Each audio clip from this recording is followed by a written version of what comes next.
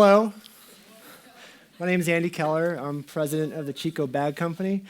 But back in 2004, this is what I was. I was a bag monster. I didn't think about, like most Americans, how many plastic bags I used in a year, about 500. And I didn't think about how long I used each of these plastic bags, most less than an hour. And I didn't think about what happened to these plastic bags when I was done with them, that they lasted for 500 to 1,000 years. They ended up causing pollution and killing wildlife.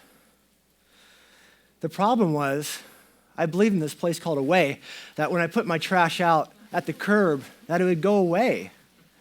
And I also believed in the myth of recycling, that I could consume whatever I wanted guilt-free as long as it had that little recycle symbol on it. It was okay, right? Put it in the bin and didn't have to worry. Well, that all changed for me. Long story, but I lost my job. I ended up tearing apart my yard. I had a bunch of trash. So I went to the landfill.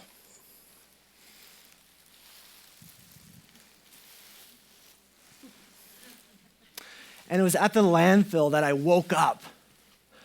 I woke up and I saw that there wasn't this place called Away. And what I saw, it was all unnecessary. And what dominated my view were all the plastic bags. They're everywhere. There's thousands of them. Everyone throws everything away in plastic bags. And then I looked at myself and I thought, oh, I'm a bag monster. I'm part of this. I'm helping create this. And it was at that moment where I was just so disgusted, so deeply disgusted, that I decided that I was going to stop being a bag monster and kick my single-use bag habit.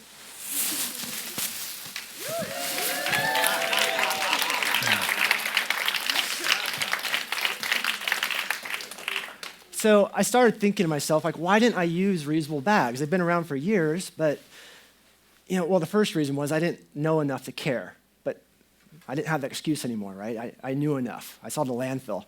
The second reason is, well, I'd probably forget them at home or in the car, right? They're so bulky and gross. So I thought if I could come up with a bag that I can fit in my pocket, I could probably help solve my problem. Just a little compact reusable bag. And then I could solve my plastic bag problem, but then I could also probably help other people solve their problem and kick the plastic bag habit. But the most exciting part was I could probably solve my unemployment problem too. So that was the start of my company, Chico Bag.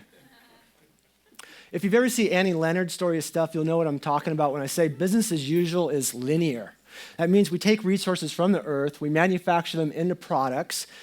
Obviously, retailers sell those products. That's where we go buy them. And then usually 6 months later, we throw those products in the trash. That's a linear system. And I know that system creates a lot of waste, and that's part of the problem that I needed to solve. Part of the problem with this system is that it demands consumption. It thrives on consumption. It also thrives on apathy. The thing that with the system is that it actually believes in that place called Away.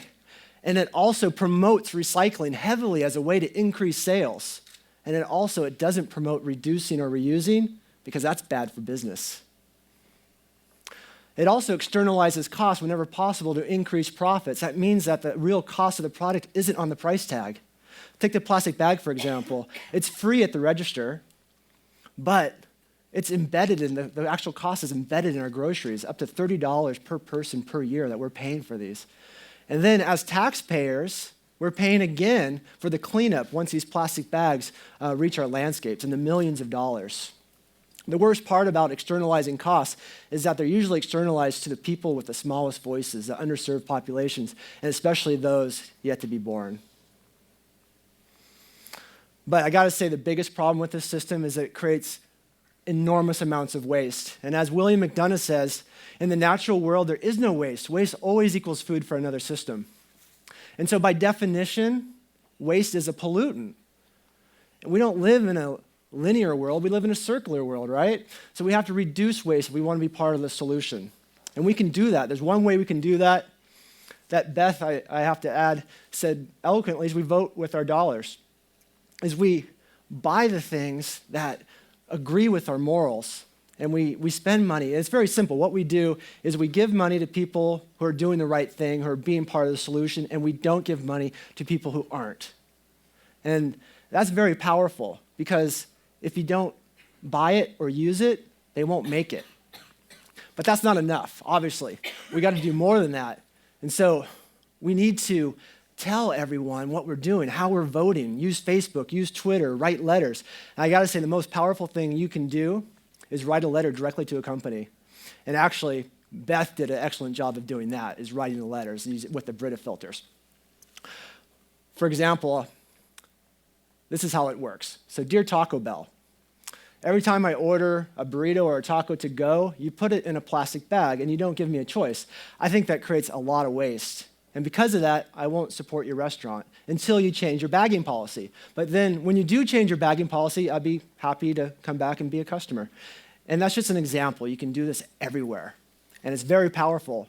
I can tell you, as a business owner myself, I receive hundreds of comments and emails and letters, suggestions, criticisms every year. And I read that and I look at that, and it's both motivating and encouraging. And one example of the way I've taken this feedback is, for example, I take plastic water bottles, which have a useful life of maybe 6 months at the most. You use it and toss it. And then I make them into reusable bags that then last for years. They're washable and durable. But then those eventually wear out. So at the end of the life of the bags, I then take them back and then weave them into woven rugs, which then last years. And so what I've done is I've taken something, a natural resource with a life cycle of about 6 months and extended that out for 15 years.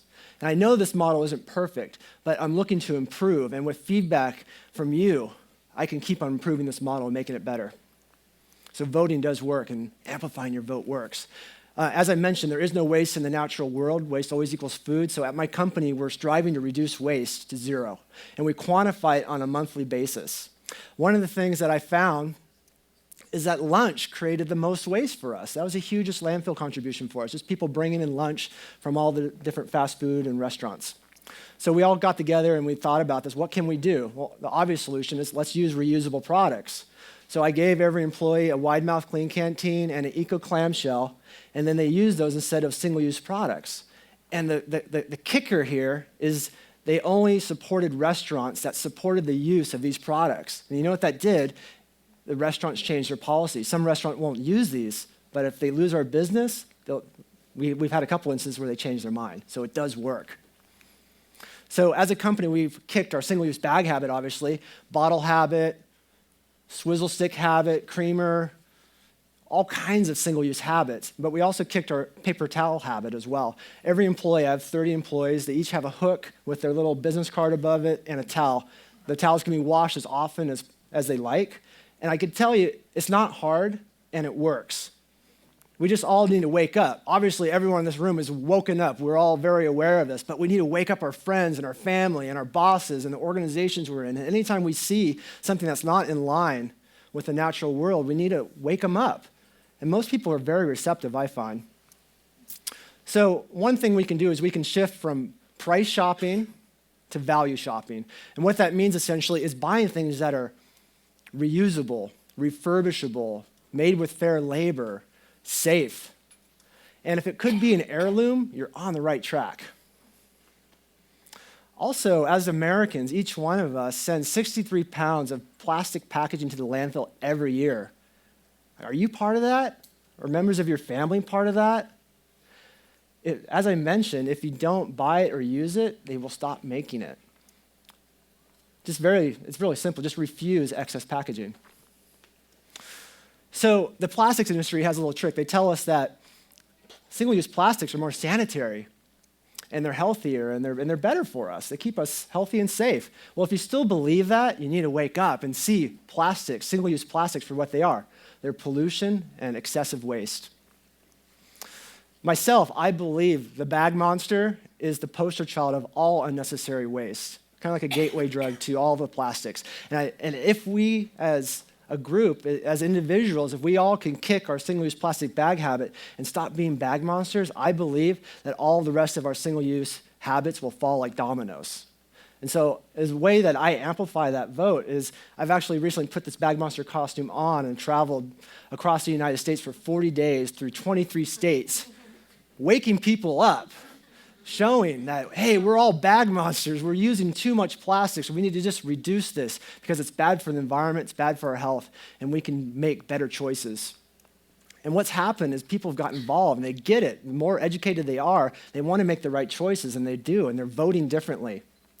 And so my challenge to you is, how are you voting? My question to you is, how are you voting? And how is your family voting? And are you amplifying your votes? And how are you doing that? And let's all do it together so we could change the world and make the world a better place for us, our children, and our children's children's children. Thank you.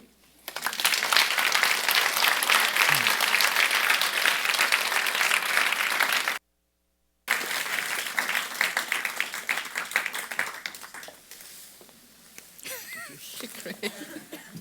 We're going to take a 15-minute break, and we ask you to come back right on time. After that, use your cool, clean canteen bottles to fill with great filtered water from EcoWell out there, and you will all get a Chico bag. All gracious donations from Clean Canteen and Chico Bags.